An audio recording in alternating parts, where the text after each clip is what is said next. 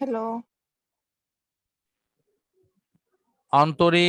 অন্তরক সমীকরণ হতে সরল সন্দিত স্পন্দন গতিসম্পন্ন কণা সরণ বেগ ত্বরণ পর্যায়কাল কম্পাঙ্ক দশা এগুলো নির্ণয় করা। তুমি শুনতে পাচ্ছ তো সব? জি স্যার।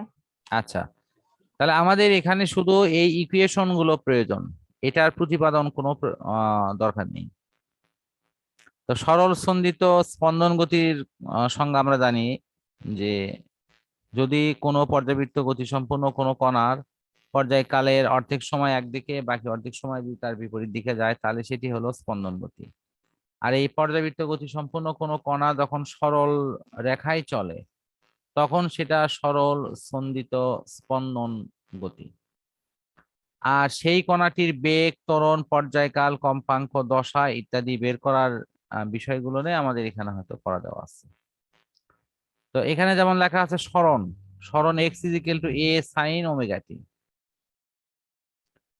এটা কিন্তু তোমার হলো এই অধ্যায় বলে কথা না, এটি আমাদের প্রথম পত্র, সেটি হলো পর্যাবৃত্ত গতির একটি অধ্যায় আছে, সেখানে লেখা আছে সরল সন্দিত স্পন্দন গতির ইকুয়েশনের সমাধান এটি x is equal to a sine omega টি।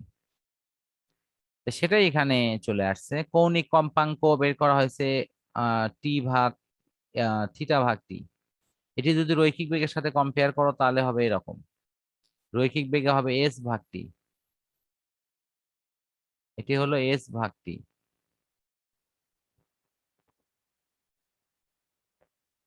কি বুঝতে পারছো? এস ভাগ টি। আচ্ছা, এখানে জি স্যার, বুঝতে পারছি। এরপরে যেটা আছে সেটি হলো তোমার এই যে লেখা আছে এখানে একটা জিনিস খেয়াল করো, theta is equal to omega t. এটা কি? এটা হলো কিন্তু এরকম s is equal to v t. এখন এসটা হলো রৈখিক সরণ, কৌণিক সরণকে যদি আমি থিটা দিয়ে লিখি, থিটা ইজ ইকুয়াল টু কৌণিক বেগ হলো ভির জায়গায় হবে হলো ওমেগা, আর তারপর ওমেগা টি। এই যে সেই হলো ওমেগা টি। আশা করি বুঝতে পারছো, কম্পেয়ার করা এর সাথে s g is sir. Equal to v t, এটি আমরা ওইভাবে লিখবো। জি। আচ্ছা, বেগ সময়ের সাথে অবস্থান পরিবর্তন বা সরণের হারকে বেগ বলা হয়। বেগ সমান যে এটা লেখা হয় এটা কি ডিফারেন্সিয়েশন থেকে আমি শিখাচ্ছি কিনা?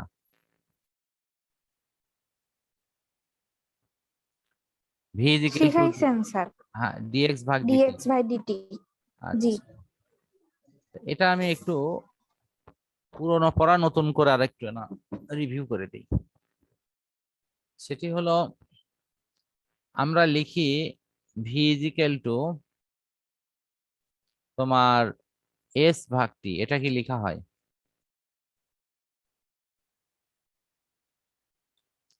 তো এই এই এস মানে কি এক্স লেখা যায় না, এক্স ভাগ টি। এটা মানে কি এরকম করে রাখা যায় ডিএক্স ভাগ ডিটি। বুঝিছো কি? জি স্যার। আচ্ছা, এ ইজ ইকুয়াল টু ত্বরণ a is equal to v minus you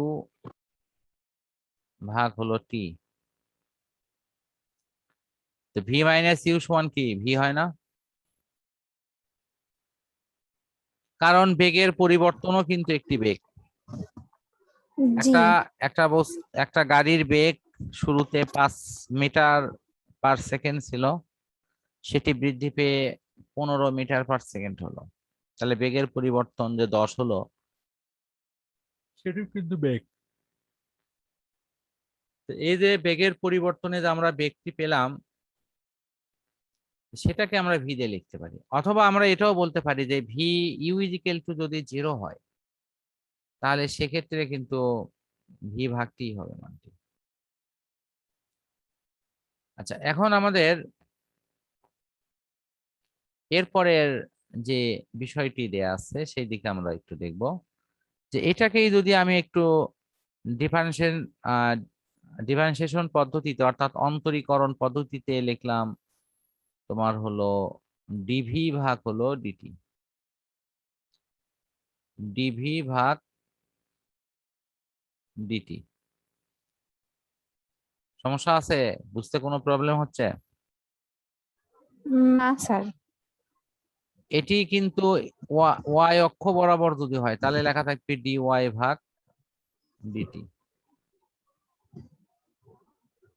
তো আশা করি তুমি এখন পূর্ণাঙ্গ বুঝতে পারছো।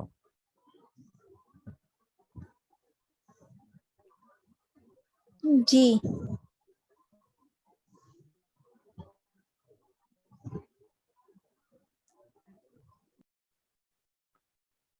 তো এখানে বেগের যে রাশিমালাগুলো বের হচ্ছে এগুলো কিন্তু আমাদের মনে রাখা লাগবে, কারণ নর্মালি অঙ্ক করার সময় এটির কিন্তু প্রয়োজন হবে। এই যে বিষয়টি যে আছে এখানে, এগুলোর প্রয়োজন হবে।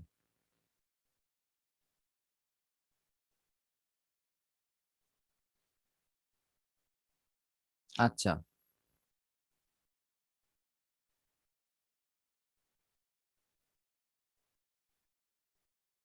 তো এখন